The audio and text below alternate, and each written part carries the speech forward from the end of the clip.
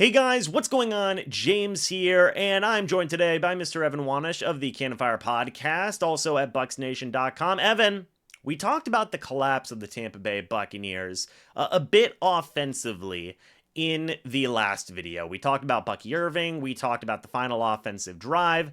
In this video, and you alluded to it a little bit, I alluded to it a little bit in the last video, this defense, more importantly, this passing defense was possibly the worst we've seen. Not even possibly, it was the worst that we have seen in absolute years by the Tampa Bay Buccaneers. Would you agree with that? Yes, they got shredded. I mean, and it wasn't like, oh, Kirk Cousins just chuck the ball, down the field every single play. It was the intermediate stuff, right? It was the middle of the field, the 10 to 15 yard throws. The Falcons touchdown was a check down essentially. I mean, it wasn't like they chucked the ball down 45 yards and the guy caught it. So the Falcons weren't doing anything high risk. They were taking what the Buccaneers gave them, and this Buccaneers defense played way too conservative in this football game. I understand that there are injuries to the secondary, Anthony Winfield Jr. being out, Jordan Whitehead leaving this game with an injury. I get it. However, that's not an excuse to play that conservative, especially when, the Falcons are almost in field goal range at the end of this, at the end of regulation, and they are playing 10 to 12 yards off of Drake London, just easily giving him a completion. Completes the ball for 15 yards. The Falcons are able to get it in the field goal range and kick the field goal to go to overtime. Once the Bucs had lost that coin toss in overtime, I knew this game was done. Like this game, the Bucs had to win the toss and had to score a touchdown on the opening drive because I just think the defense was gassed. I think the defense was gassed, and it's not an exact excuse, because look, this is the NFL and you got to play. But I think this is a defense that was tired and just simply also didn't execute at all. And it's not just one particular player's fault. I think it's a little bit of blame all around, especially when you got Kirk Cousins going over 500 passing yards. I know overtime helps that a little bit, but it was definitely a game to forget for the Bucs passing defense. Kirk Cousins had a 72.4 completion percentage today. He threw 58 passes, by the way, Evan, and he had still had a 72.4 completion percentage. 509 passing yards. That's the most in Falcons history. That is the 15th most in NFL history. 4 passing touchdowns today. Everybody ate for the Falcons, or in this game, I guess I should say.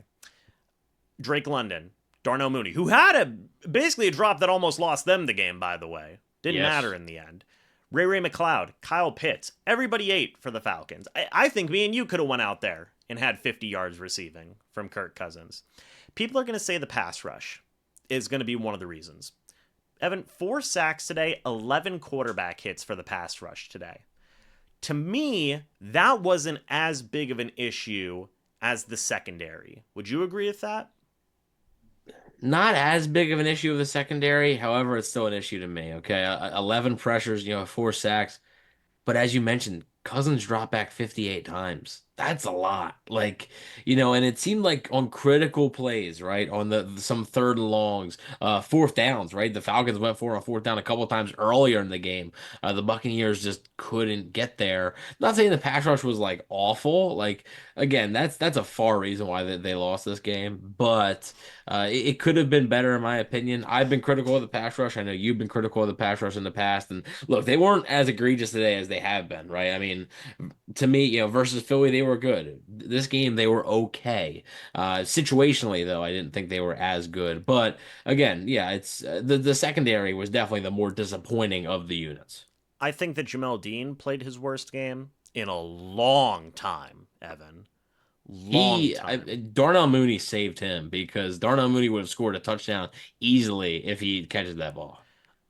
I mean, Dean did not look good. Zion McCollum, I thought played okay, all things considered. KJ Britt, Christian Izien, uh, Tyke Smith. Bad, bad, and bad. Is that fair to say? Yes, Highlighting that's all I have to say. Yeah. those 4 players specifically.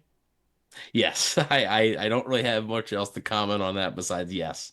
Tyke Smith has impressed me at times in his rookie year, but this was far and away his worst game. And yeah, there's look, the Bucks' top three leading tacklers are all from the secondary. That's not a good sign. That means you're getting, the ball thrown to you your way, and you're having to make the tackle, or the running backs getting to the second level. That's never a good sign when your top three tacklers are all secondary players. So yes, I would agree with all of those assessments of those players in this game. And you talked about it too. Kirk Cousins dropping back 58 times, right? That's a lot.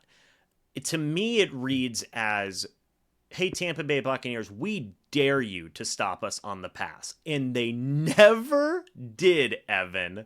They never did. They punted once in this game today. The Atlanta Falcons did. They had a little bit of help with a missed Young Hui Koo kick earlier in the game, but one punt from Atlanta today. That is just inexcusable, in my opinion. It's inexcusable.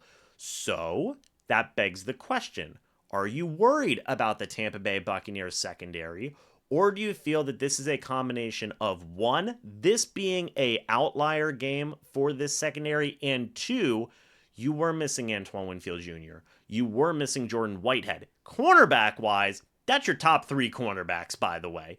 That isn't as excusable, in my opinion. Also, KJ Britt is your number two linebacker. What are your thoughts on all of that?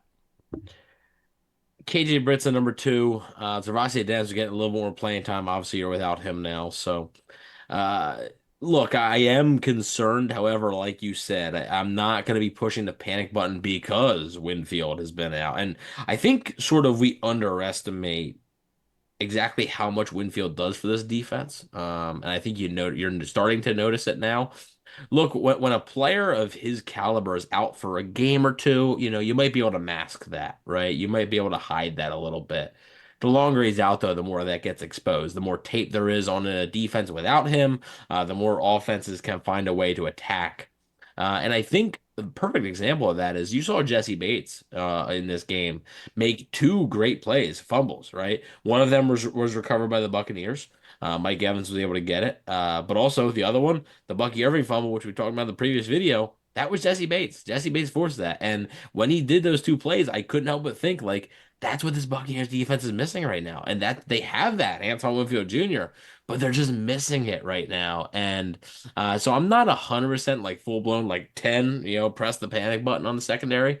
The one thing that is concerning, though, I think is Jamel Dean. Jamel Dean, this being his worst game is saying something because I don't know if he's had a good game. Like I don't know if he's had like a game where like, oh man, he's been really good. And that is worrisome. So I don't Zion McCollum to me is this team's best corner. I just think that's just how it is. And McCollum was, like you said, he was okay. But I mean, I have trouble saying okay Far when and Drake. away the best member of the Bucs secondary in this Yes, game. yes. But Far and again, away. when Drake London goes for 154, Donald Mooney goes for over 100, like it's kind of tough, to say anybody was good in this game in the secondary, but McCollum was the best of the worst, basically. I do want to highlight a little bit Jamel Dean more too. Darnell Mooney was cooking him alive in this game. Cooking him alive. And one thing I do want to highlight, Evan, because you did bring it up, in between the numbers, in the middle of the field, decimated.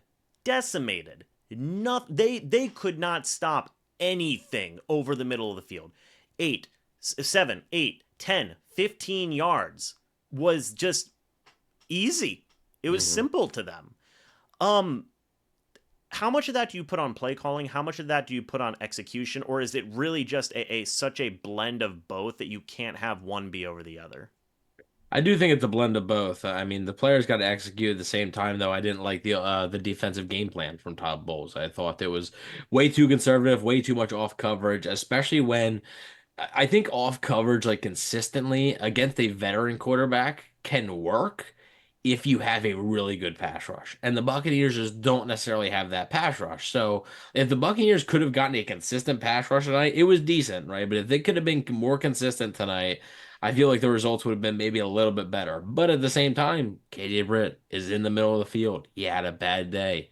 The safeties had bad days. Jordan Whitehead leaves the game. Kayvon Merriweather has to come in. No, not really that experienced. The corners had bad days. It just, like you said, it was easy. It seemed like it was almost like last week's equivalent, like what Philly was dealing with on the defensive side of the ball. Just like the Bucs were throwing the ball out in the flat or throwing these quick screens or whatever, and the Eagles just couldn't stop it. The Falcons were just throwing the intermediate stuff, and the Bucs could not stop it to save their lives. I mean, it was like taking candy from a baby, and it ultimately doomed them. So, I would say it's a blend of both because I do think with a lot of things, it's coaching, but it's also execution there. We'll see if the Tampa Bay Buccaneers secondary can rebound, Evan. I like to think that they can. Well, Um, it's going to be hard to be worse than this performance. So uh, that's the positive. yes, that is the positive. It really can't get much worse after you allow the 15th most passing yards in NFL history and the most passing yards in a franchise's team history. That's with another quarterback getting 500 passing yards in that Th- team's franchise history. So, this was a Falcons team that didn't score an offensive touchdown last week either. So correct. So, great. Um, I think that the Bucs secondary can rebound, Evan. I think that with Antoine Winfield Jr. getting healthier, that will be a big, big help. And this does feel like an outlier game to me. Now, I'm not saying the Bucs secondary by any means is good right now, but I am saying that I don't think they will be this bad on a week-to-week basis. I texted somebody after the game. I said, "This reminds me of Mike Smith defense. Like, it's oh bad. boy. This is bad, man." Like, that's what it felt like. Is that fair to say? Did kind of feel like death by a thousand paper cuts, right? That is kind of what it felt like. Mike Smith defense was not good, especially towards the end. And then again, just too conservative. It just felt like the Buccaneers were just sort of laying down, and I do think a little bit was exhaustion, but at the same time, dude, like you're out there, like you gotta go play, you gotta go make plays, and Buccaneers defense time and time again came up way short.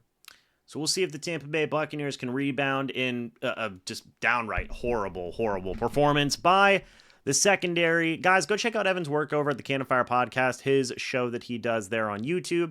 Also, go check out his work at BucsNation.com. Guys, let us know your thoughts and opinions about the secondary down in the comments section below. I'd love to hear it. Thank you guys so much for watching this video. Hope y'all enjoyed. As always, guys, I'll see you all in the next video or the next live stream. But until then, and as always, guys, goodbye for now, and go Bucs.